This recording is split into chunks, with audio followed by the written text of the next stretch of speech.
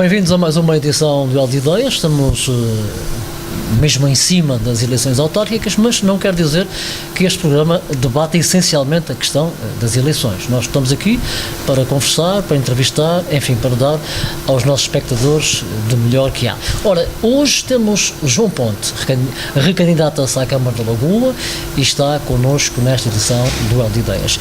Presidente, há orçamentos enganadores na Câmara da Lagoa? Disse que Cabecinha aqui no Duelo de Ideias.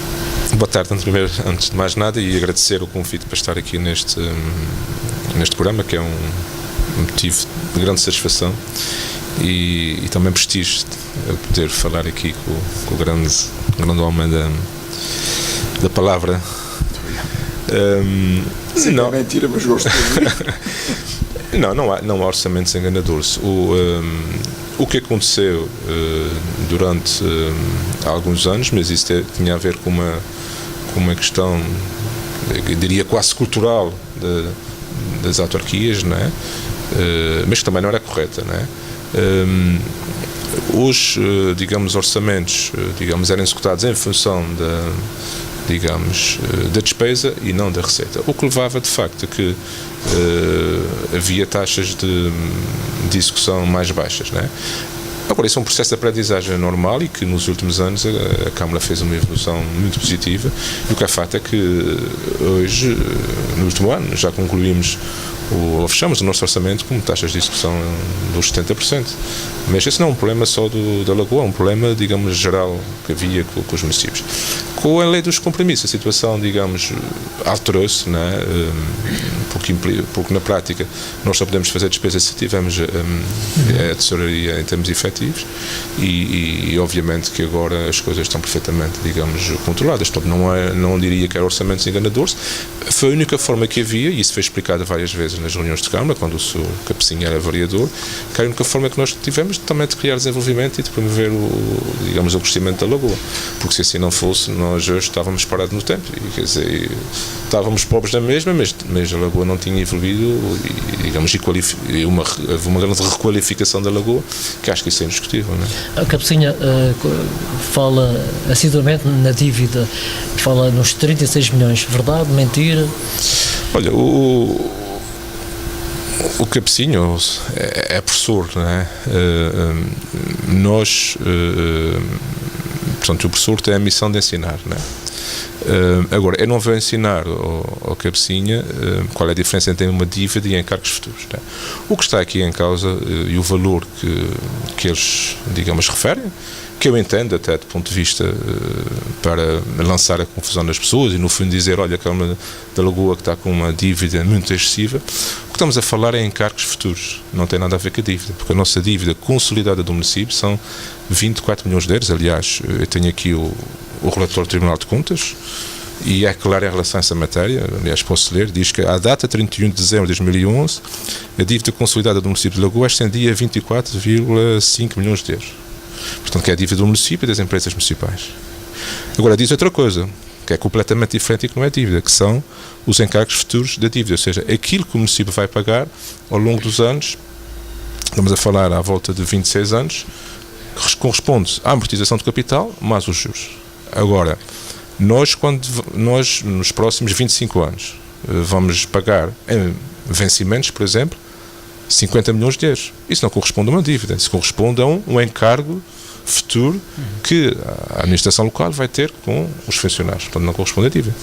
Agora, quando se fala nesses valores também é preciso dizer, bom, mas a receita expectável da Câmara para este período são 350 milhões de euros. Portanto, nós não podemos lançar esses números assim, de forma, não quero dizer de forma enganadora, mas para lançar a confusão nas pessoas e no fundo dizer que a dívida que a Câmara tem uma dívida superior, quando na realidade isso não corresponde à dívida, são responsabilidades futuras que o município tem, que pressupõem determinadas taxas de juros, que as taxas de juros podem se alterar e até o valor pode baixar ou pode reduzir.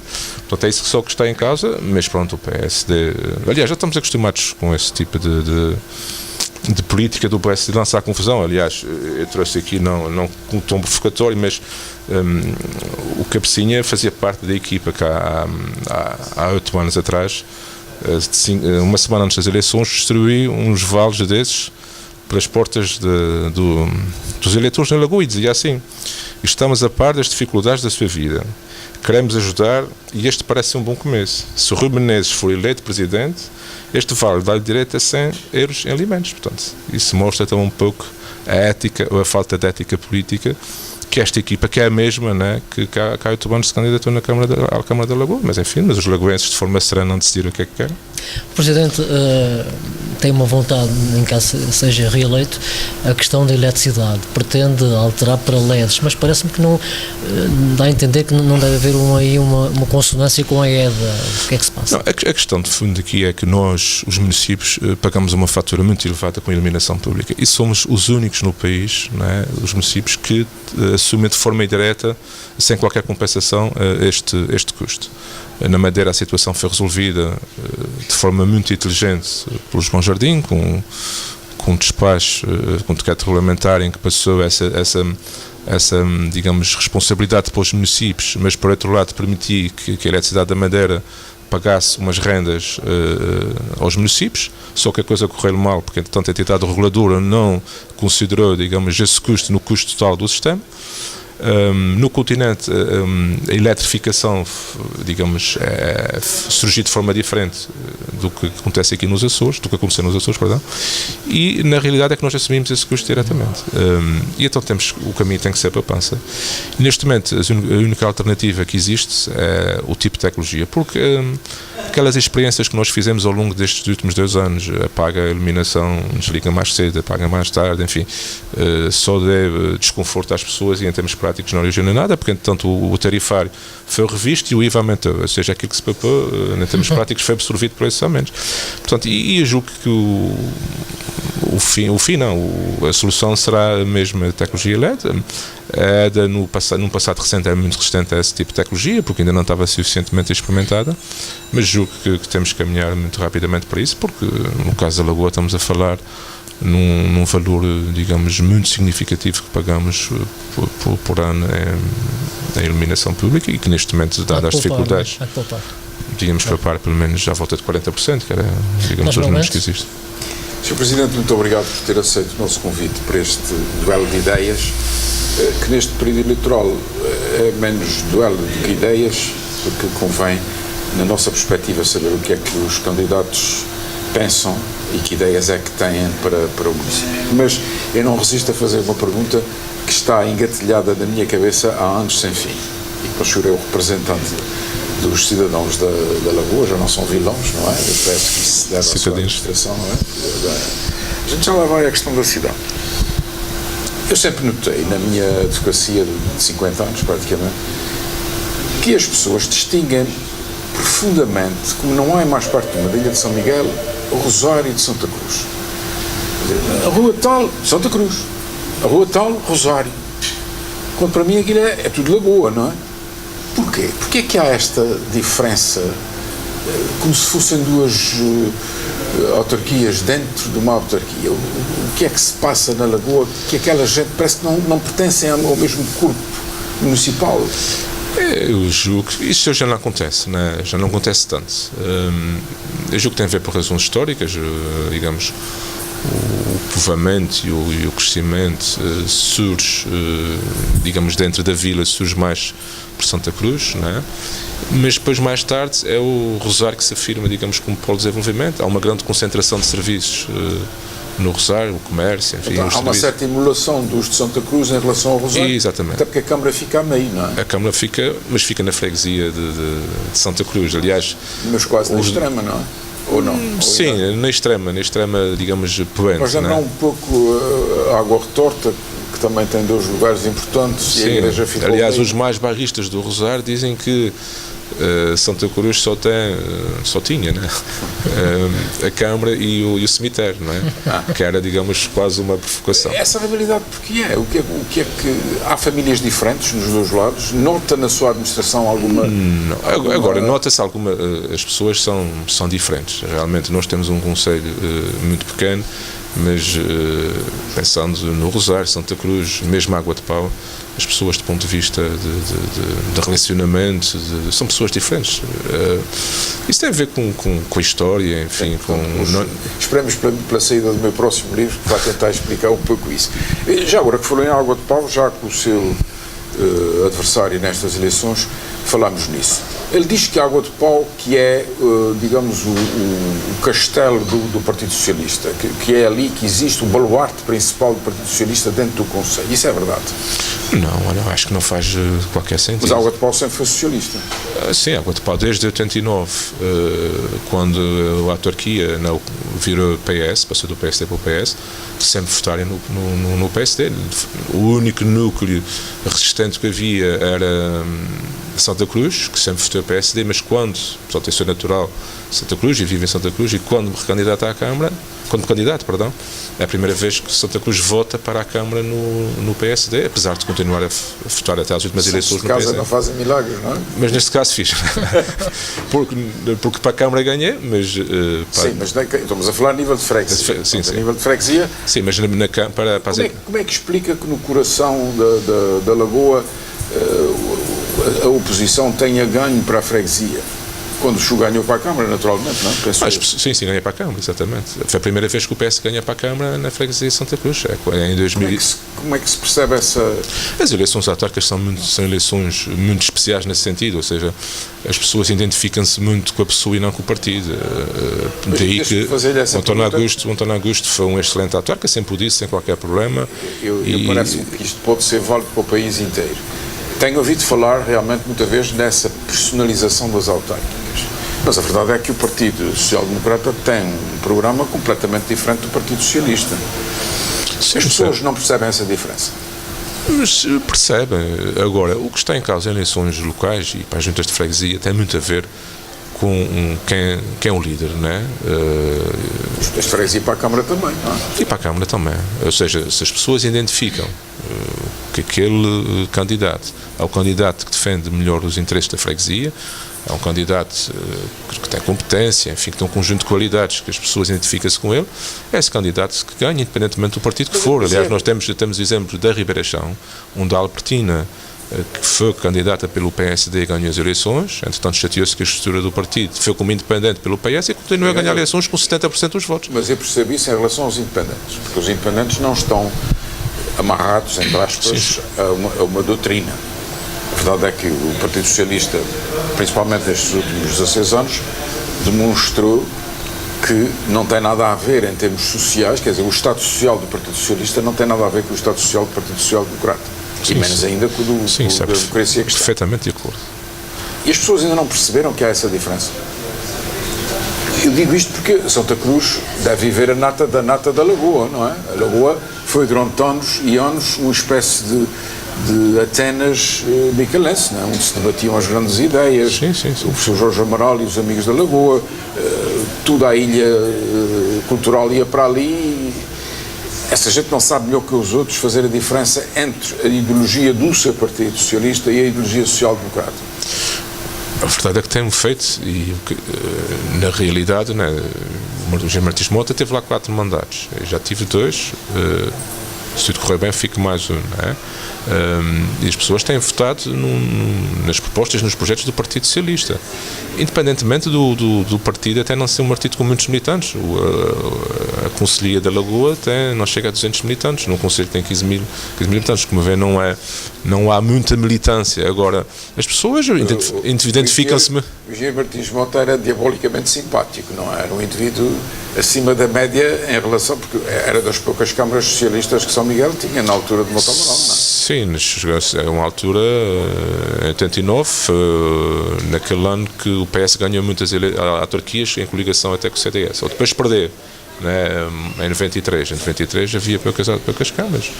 Não sendo o senhor aquela simpatia mediática do Engenheiro Martins Mota, a que é que deve o seu sucesso?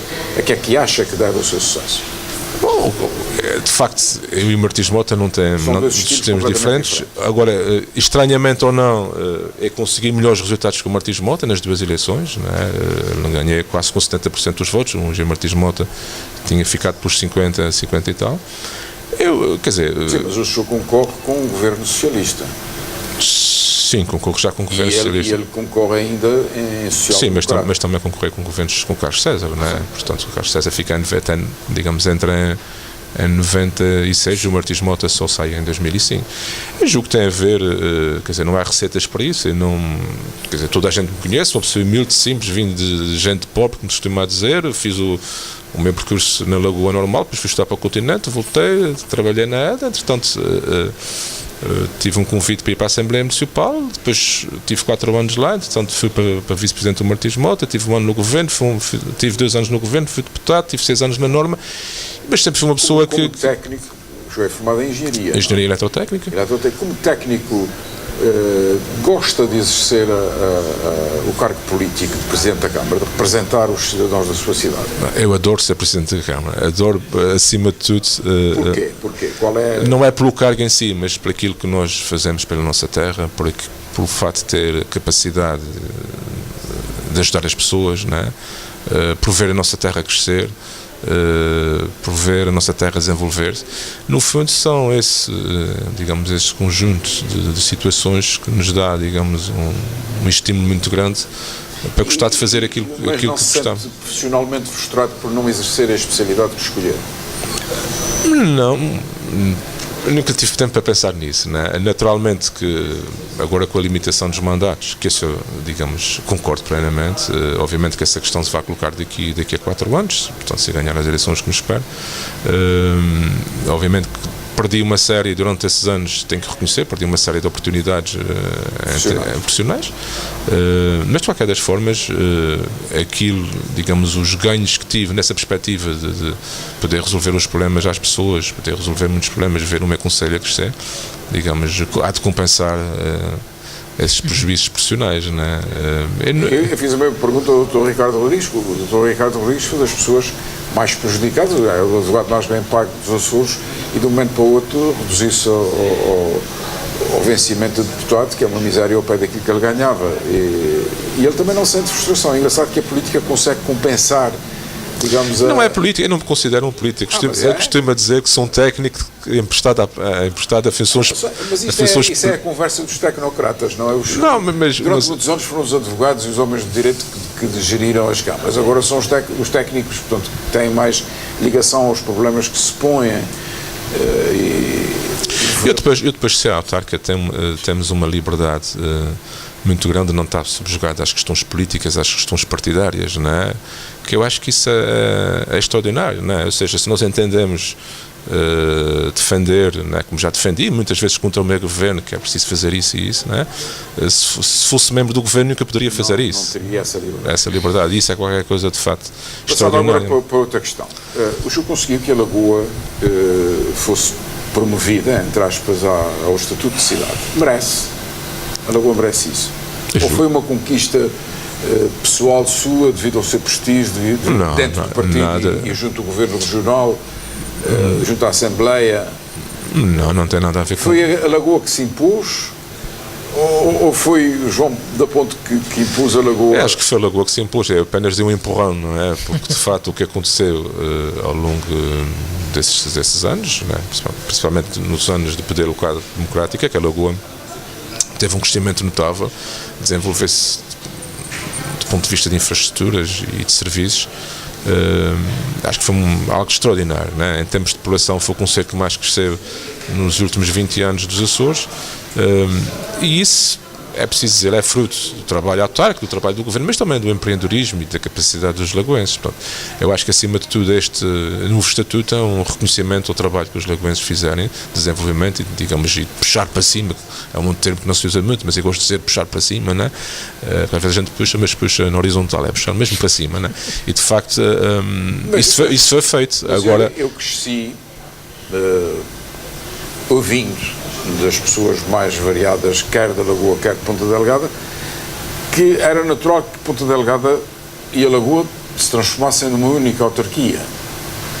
O que é que pensa disso? Quer dizer, a Lagoa perdia ou ganhava se fosse integrada em Ponta Delgada, como Ponta Delgada sendo a grande urbe, a grande Ponta Delgada, como a grande Porto, a grande Lisboa? Eu tenho um outro tipo de modelo de agregação de municípios. Então, Do meu ponto de vista, acho que faria mais sentido agregar Ribeira Grande e Lagoa, para termos então uma grande cidade, uma cidade forte, eventualmente Vila Franca, né? Para termos ali um grande... Para rivalizar com Ponta Delgada, obviamente, né? Eu acho que... Isso é a maldade própria dos lagoenses, não é? Não é questão, não é uma questão de maldade. Neste caso era unir para reinar. Exatamente, era unir para reinar, né?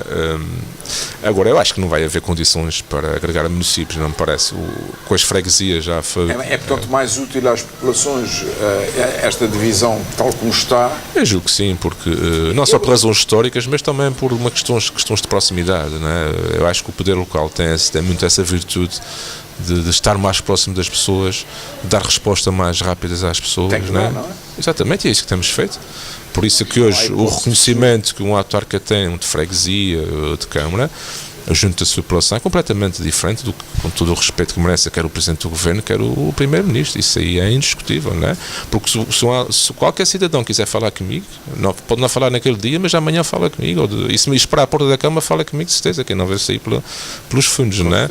Nem sai com seguranças. Portanto, a questão hoje também de algum prestígio que o poder local goza a nível, digamos, nacional, resulta também desta grande proximidade. E quanto mais agregarmos, digamos, perde-se também esta ligação importante, digamos, do eleito ao eleitor. Não é? E uma coisa, por razões que eu desconheço completamente, o Tribunal da Lagoa não foi criado. Esteve para ser criado, esteve no papel, foi discutido, falava-se já nos magistrados que iam para lá. Porquê é que não há um Tribunal na Lagoa? Porquê é que os lagoenses têm que se deslocar a Ponta Delgada para serem julgados, para intentar ações, para resolver os seus problemas? Ele de facto foi criado no papel, não é? Mas nunca chegou a ser instalado por razões julgo financeiras. Porquê é que a sua Câmara não interveio? Na altura... Considera o Tribunal um bem para os lagoenses? O Tribunal obviamente a questão da proximidade, ser mais próximo, a questão do acesso à justiça, eu digamos, concordo com este princípio e obviamente seria interessante. Agora, na altura certo, isso não foi possível, estamos a falar dos mandatos do Engenheiro Martins Mota, nunca se conseguiu isso. Digamos, o Engenheiro Martins Mota empenhou-se muito nesse processo, mas não foi possível. Já nos mesmos mandatos, com a questão da toda a reforma da justiça e também dos próprios tribunais, essa questão, digamos, foi-se esvaziando, essa potencial solução foi-se esvaziando. Eu vou dizer... E hoje o que acontece, desculpe, pelo penso, doutor, é assim, se fizesse um delete na água de pau na Ribeira Chão, vá para Vila Franca. Se for na cidade, vá para a Ponta Delgada. Então temos essa, digamos, particularidade, não é? Que é altamente inconveniente. Exatamente. Eu sinto dos meus clientes da Lagoa que há um odor especial se eles tivessem um tribunal na Lagoa que para eles era um bem-estar. Exatamente. Mas também isso nunca limitou o acesso dos cidadãos à justiça. Quer dizer, julgo que psicologicamente limitou. Psicologicamente, mas na prática é a mesma questão que se coloca com bombeiros. Nós não temos bombeiros, não é? A questão também não temos centro de saúde autónomo, temos uma unidade de saúde que depende de Ponta Delgada, mas isso tem a ver com a nossa por questões, digamos, históricas, né? E a nossa proximidade à Ponta Delgada, né? Nós estamos... Está bem, mas durante muitos séculos a Lagoa teve juízos de povo que resolviam problemas fundamentais, básicos. Não é? E aí, eu vou lhe dizer, por exemplo, o Tribunal de Ponta Delgada, durante muitos anos, desde sempre, os problemas de família eram resolvidos. Criou-se o Tribunal de Família e Menores de Ponta Delgada e hoje 3 juízes não dão para resolver os problemas. Porque quanto menos justiça há, menos justiça há. Exatamente. O mesmo se passa com a saúde também, é um pouco mais saúde. Sim, mas na saúde, se não tiver saúde aqui, tem que ir mesmo para o outro lado, ninguém gosta de morrer. Na justiça, pode haver muita injustiça pelo facto de não haver um tribunal à porta.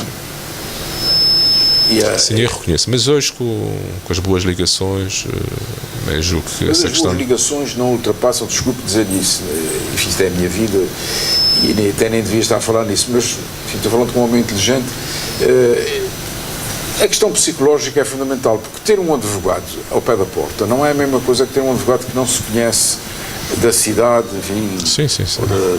Eu reconheço isso, mas agora, neste momento, eu julgo que não há condições pensar nisso, gastar energia com isso é desperdiçar energia. Não dá votos, Sr. Presidente. Não é não dar votos, né? Eu não meto-me nas coisas por uma questão de voto. Aliás, tenho um princípio sagrado para mim, é que, aliás, disse isso há dias no lançamento da minha candidatura, há algo que eu prezo muito, que é a verdade, e que tenho procurado sempre dizer a verdade aos lagoenses. E os lagoenses reconhecem isso.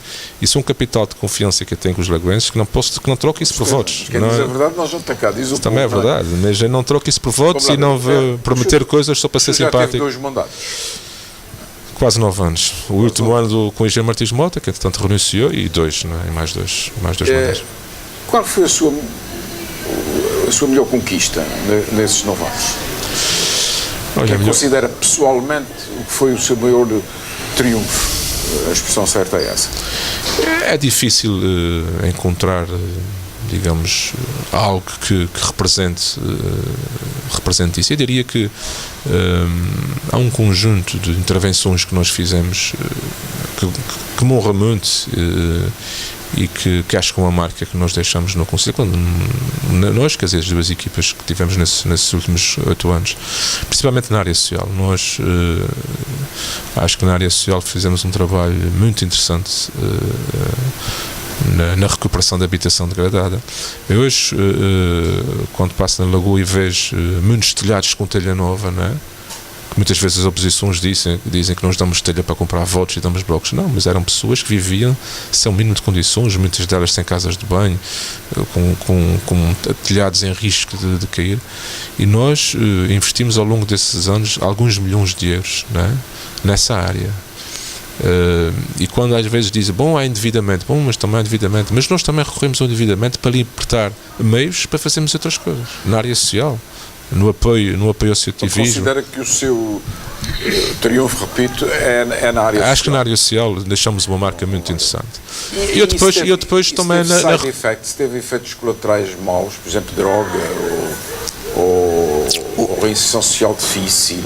A questão aqui em Ponta Delgada nota-se isso. A questão da droga é um problema, digamos, transversal, e que já não é um problema dos centros urbanos, não, é um problema que vai a todas as freguesias, não é?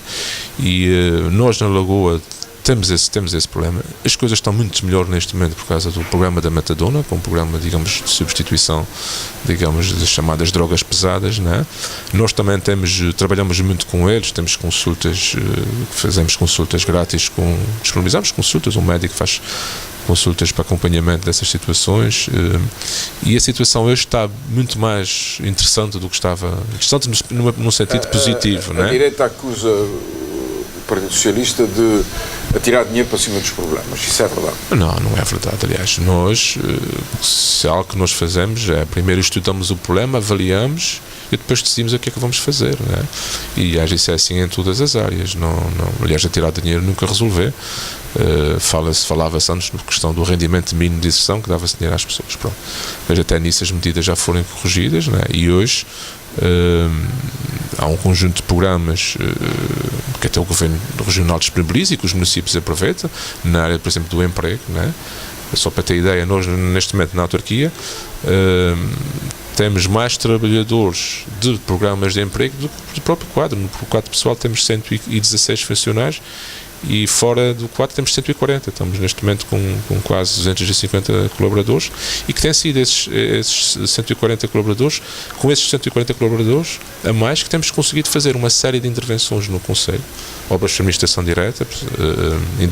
Essa manhã inaugurei um grande armazém que fizemos no Parque de Máquinas, que era uma coisa importante para atividades funcionais. Agora às 8 horas vou inaugurar uma Casa do Espírito Santo, também feita por funcionários do município, e amanhã vou inaugurar um museu etnográfico no Caboclo, que também é feito por funcionários do município, que é de facto uma coisa notável. Muitas vezes dizem, os funcionários da Câmara não fazem nada, são os malandros. Eu vou dizer uma expressão, passo-me, que não é muito correta, mas passo-me quando ouço alguém dizer isso, né? Porque isso não é verdade. Eu, pelo menos na minha Câmara, tenho um conjunto de colaboradores extraordinários, dedicados. Eu também sou exigente e eu reconheço isso, e às vezes ficam ruins comigo porque sou exigente e porque estou em cima deles, mas isto também é problema deles, porque muitos desses funcionários hoje que estão connosco mais tarde, esperamos, vão ser integrados no mercado de trabalho, mas também levam uma boa escola. Que a escola das câmaras municipais é também uma boa escola hoje em termos de formação de trabalho. Só mais uma pergunta para terminar. Ele começa a olhar para o relógio, faz lembrar um professor que tinha com a ampulheta, quando virava a ampulheta, a gente ficava logo arrumados. Sr. Presidente, acha que a legislação municipal de construção civil apresenta obstáculos burocráticos à iniciativa privada? Eu julgo que está-se a referir à questão dos licenciamentos e licenciamentos, edificações urbanas, duplicados, triplicados, requerimentos a este, requerimentos àquele. De facto, a experiência que nós temos é que ainda é possível agilizar mais os procedimentos. Agora, isso também depende muito da iniciativa e de cada autarquia e dos objetivos, não é? Nós na Câmara da Lagoa não, digamos, tratamos processos diferentes, ou seja, se entrar com um projeto de licenciamento de uma casa ou se entrar com um hotel, vais ter a mesma qualidade de atendimento, vai ter a mesma atenção. Agora, nós, quando acontece, aparece um investidor que quer investir num bloco de apartamentos, numa fábrica, nós temos que ser um agente facilitador. Até se preciso, vamos, o carro da Câmara, entregar os parceiros ao Governo para o Governo despachar aquilo e trazer para rapidamente a pessoa ter o processo, digamos, despachado e poder investir, que no fundo é isso que as câmaras andem à procura, é de investidores, não é? Agora, há um caminho ainda muito grande. Nós, a semana passada, recebemos uma certificação do GAM, que é o Gabinete de Atendimento ao Município, que para nós é motivo de orgulho, acima de tudo. É uma garantia que todos os munícipes, quando forem ao GAM, sabem que vão ser atendidas com a mesma qualidade, com a mesma eficiência, independentemente de... Já sei que o Sr. Presidente me quer tirar a cultura para cima, para me calar, e já agora fica a ouvir, não é? Embevecido. Não, é verdade, a Câmara da Lagoa, às vezes a coisa é a Câmara da Lagoa, que não fazer nada do ponto de vista cultural. Nós fazemos muito do ponto de vista cultural, não rivalizamos com Ponta Delgada, temos a nossa própria, digamos, forma de ser, e não quero também parecer o professor Marcelo Rebelo de Sousa, não sei programa de mim, mas trago aqui um conjunto de publicações que forem editadas, algumas pela Câmara Municipal e muito poucas com o apoio da Câmara. Eu começo pela medalha de elevação à cidade, que foi do escultor Helder Batista, que é um escultor de referência, que teve a simpatia exatamente, teve a simpatia de oferecer ao município a concessão desta medalha, que é de facto algo, digamos, fenomenal, não é? Temos aqui um DVD diferente, exatamente. Um DVD das festas do Divino Espírito Santo na Lagoa, que foi uma recolha que nós fizemos sobre essas festividades, que tem uma grande tradição dos Açores e também na Lagoa. Temos aqui também umas notas republicanas do Padre Alexandre Medeiros, que está neste momento na terceira, que foi editado no Centenário da República, um conjunto de crónicas. Também ele é lagoense? Não, esteve a paroquiar na Lagoa, mas entretanto foi para a terceira. Temos aqui um livro também do professor Tomás Borba Vieira, do nosso Centro Cultural da Caloura, que é um artista indiscutível e um espaço de referência. Temos produção também de um convento dos franciscanos, o Ex-Libris da Lagoa, que foi um convento que nós recuperamos nesses últimos anos. Maravilhosamente. Maravilhoso. Onde está instalada a Biblioteca Tomás Borba Vieira e onde vai ser lançado o livro que o Sr. vai ter o gosto de apresentar. Aqui também foi uma recolha de trabalho, um trabalho, digamos, histórico da fábrica de chá do Visconde Faria Maia na Quinta do Tanque. Há muita gente que não sabe, mas nós tivemos uma fábrica de chá na Quinta do Tanque no Caboclo. É pouco divulgado esta interessante isto. Este foi mais um livro editado pela doutora Maria Antónia Montalgaria Pacheco, que sobre a toponímia lagoense, também muito interessante. O Diário de Bordo de João Carlos Caetano, que é um pescador que foi para a Groenlândia na pesca do bacalhau nos anos 50, era um jovem e que fez um diário de bordo. Editamos 2 diários, este que foi em 2009 e este que foi este ano. do mesmo. Uma leitura muito interessante. Depois temos aqui um catálogo da Casa das Memórias do Convento, que foi um espaço que nós inauguramos ainda este ano, um espaço museológico. Fizemos também um trabalho muito interessante de recolha de todos os autárquicas que foram eleitos no termo, digamos, é quase a Bíblia dos autárquicas. Era uma dificuldade que nós tínhamos, quem é que foi eleito, quem é que não foi, portanto um trabalho, digamos, muito interessante. Fica registado. Um catálogo também do Núcleo Museológico da Mercearia Central, com um espaço que eu recomendo a visita em Água de Pau, mesmo no centro da Água de Pau.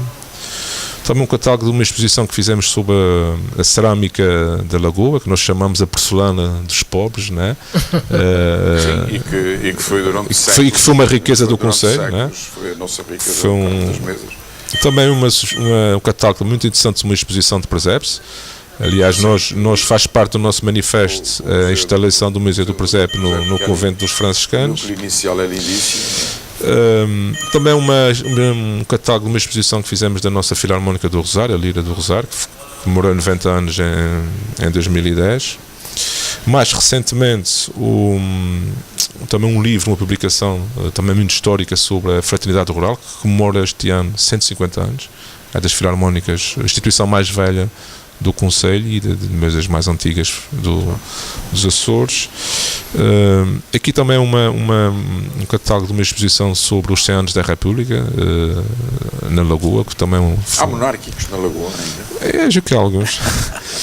Agora, claro, isto também um Tomás com Z, que foi um livro que foi editado pela Teresa Vives, que é responsável pela Biblioteca Municipal, que tem ilustrações do Urbano muito interessante sobre o Grande Mestre. O título deve-se a mim, foi uma brincadeira que a Teresa fez, porque isso era de homem de esquerda e de ciências. Porque no início, quando se começou quando ficou decidida que a biblioteca ia se chamar Tomás, às vezes aparecia Tomás com S e dizia Tomás é com Z, então fica Tomás com Z. Cantorias ao Desafio dos Remédios do Festival, também uma recolha histórica muito interessante sobre o Festival de Cantorias ao Desafio. Se eu não me queira dar este, eu vou ficar com ele. Não, são todos para ser doutor. Vou deixar esse para o fim. Depois temos aqui também o nosso boletim municipal deste ano. Muito bem. Um boletim muito interessante que mostra no fundo a grande obra que nós temos feito no Conselho da Lagoa. A modéstia à parte. A propaganda tinha que vir, não é? Faz parte. Informar. Mas eu estou com os ouvidos ainda quentes de acusarem a doutora Berta Cabral de fazer isso com intuitos políticos, de maneira que... Não, o direito de informação não é um dever, né? E por fim, foi uma brincadeira que fiz com uns amigos, que se chama Lagoa da Fez, que é da minha autoria, com quadras populares, muito simples. Se Vossa Excelência vai ter paciência, vai ter que o autografar. Exatamente. Para acabar o programa. Não há mais livros porque já temos cultura. Muito bem, assim foi. Eu realmente tiro o chapéu ao apoio cultural, pelo menos aos livros, não é e às exposições que estão. Nós em 4 anos fizemos 380 eventos, portanto é qualquer coisa fenomenal. Muito bem, muito obrigado. Aqui estivemos a conversar com João Ponte, candidato à Câmara da Lagoa pelo PS. Até para a semana.